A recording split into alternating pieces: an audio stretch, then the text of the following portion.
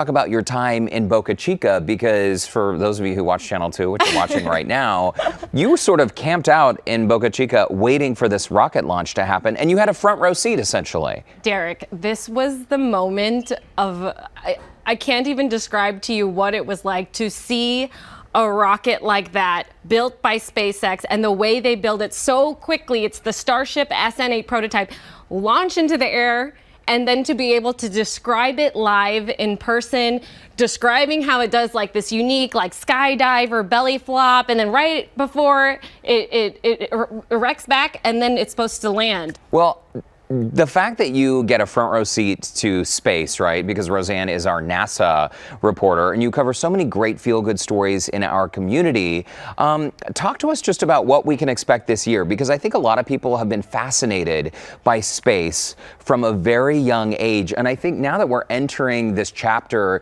in our history where we're going to see the private sector work, essentially with our government to get people up into space, that's exciting stuff. It is really exciting, and I think you could see that with the SpaceX launch. They are a private company that is continuing to rapidly build. So NASA's Commercial Crew Program, we're going to see lots of private companies trying to do what they do best, which is innovate and then, get some stuff into space. That Boca Chica trip was basically citizens watching a launch facility, a kind of access that you generally don't have. It's usually very private, in the wilderness right by the border of Mexico. And the way that we even covered that was because all of these citizens have eyes on that launch site. So we didn't even have, official sources from SpaceX. It's all, what citizens have seen over the track of months. And so we're going to see lots of projects like that from SpaceX. We're going to see, lots of partnerships with NASA, with private companies. We're going to see Boeing, hopefully, make some strides in the Commercial Crew Program. It is certainly a race, and shoot, I'm excited. Are you guys excited? I can talk about space all day. And it is so cool. I love watching you on TV, Rose-Ann. I love watching your stories. I truly do, because I can tell you are so interested in this. You are so passionate about it. Rose-Ann, you must know, is one of the hardest working people here at Channel 2. You shoot, you write, you edit, you do a one-woman band out there in the field. Last time you were here at Houston Life, you sort of credited your grandfather, who at the time was 99. Now he's a cool 100. Yes. How's your family doing? Filipino Americans, one happy family right there on the screen. That is his 100th birthday. Wow. And he was able to stand up, address everybody. That's my mother, my father, my niece, nephew, and of course, the living legend. My cousin made shirts and it says, "The legend is alive." Oh, he sure is, alive and well. Yeah, and he's doing great. He taught me, what can I say about this man who lived 100 years old, left his home country to help give, his future generations of lineage, a chance to do their dream. And that's what I'm doing now. And I truly owe everything from my work ethic, to the way that I respect people, my value for hard work, which I truly connect with, generations. They call me an old soul, and it's like I connect with generations like Gene Kranz, who I interviewed. He's the Apollo 11 flight director, and we just vibe so well. And I think it's because of what my grandfather taught me, which is, hey, I made a farm in the Philippines, so you work. You earn what you earn everything. You work really hard. You don't complain, and you just keep going. And Gene Kranz, he had the same sentiment, and it really hits home with me. And I think that's why we connected so well.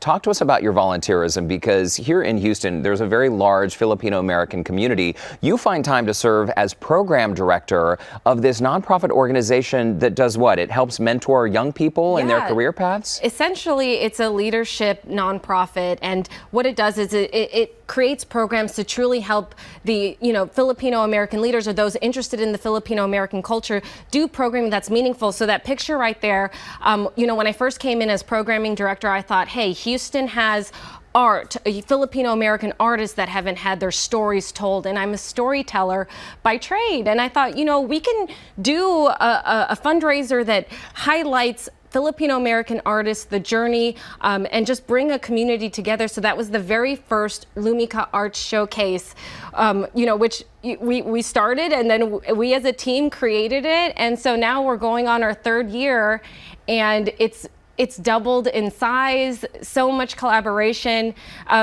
Like, my Filipino American identity is a huge part of who I am, and it's a passion project of mine to be able to, wherever I go, whatever city I'm in, connect with the Filipino family, because that's truly what Filipino culture is about.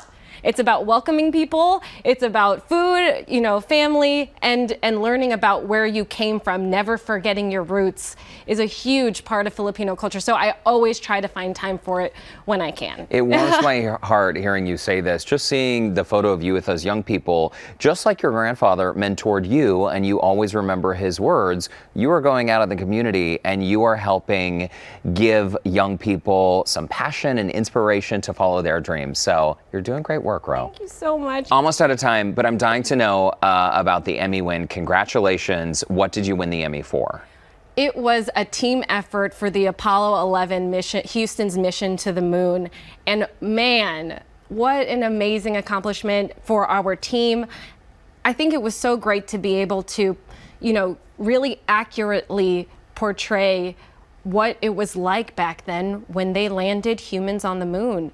And the fact that I think those in mission control, which was a big part of, you know, my role in this documentary, was for them to say that was truly how it felt, that was truly what it was like, was an honor to me, because that, I can't tell you how many hours of audio transcripts I went through to make sure that everything was timed exactly right, that the alarms were in the right order, that these were the actual sounds of whatever was going on. I mean, you really do have a responsibility to tell the human story of this huge accomplishment and focus on the people and the souls, the hardworking hands that made it happen here in Houston. And so that was a responsibility I did not take lightly. So I did my best to, you know, secure interviews and, you know, help making sure things are accurate, and then tell a story about mission control. I mean, my hat's off to, I have the utmost respect for those flight controllers. Thank you for everything you've done for, you know, American history, space history. Well, and putting those men on the moon, it's nice to reflect on a time in our country when we could all come together and celebrate this huge accomplishment. And I think that's even more poignant now, considering how divided and how just sort of ugly we've seen the world become in the last few years. So congratulations on the Emmy. And I hear, in case I need to get married anytime soon, you're now officiating weddings. Is that true? Okay, so I'm ordained.